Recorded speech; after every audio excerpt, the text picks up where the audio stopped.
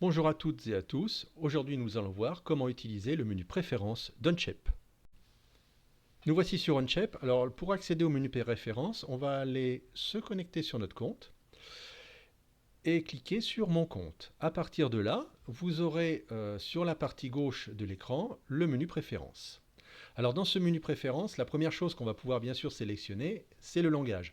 Moi personnellement, je préfère le français. Les autres langages, j'avoue, je ne suis pas très à l'aise, loin de là même. Mais sinon, effectivement, vous pouvez choisir de l'anglais, de l'allemand, ce que vous voulez.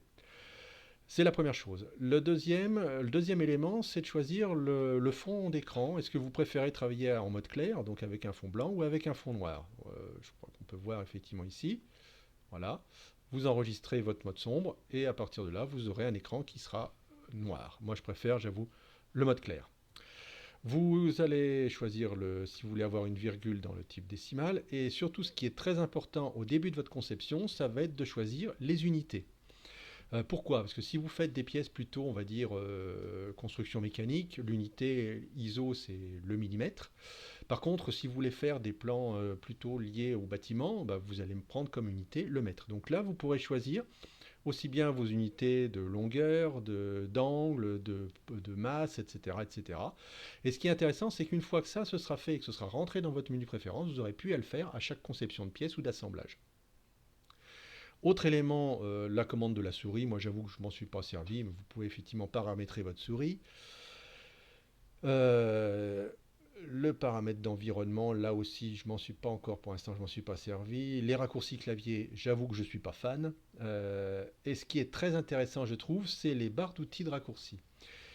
Alors, si on regarde, quand vous allez concevoir une pièce, vous allez faire, on va le voir, une esquisse. Ensuite, appliquer sur cette esquisse, vous allez appliquer des fonctions.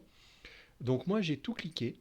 Par contre, c'est vrai que si vous travaillez par exemple avec, si vous aidez quelqu'un qui est débutant, moi je vous conseille effectivement d'éviter de mettre uniquement ce que le débutant aura besoin, ce qui permettra en fait qu'il ait des menus relativement condensés, qu'il n'en ait pas plein l'écran, et c'est plus facile.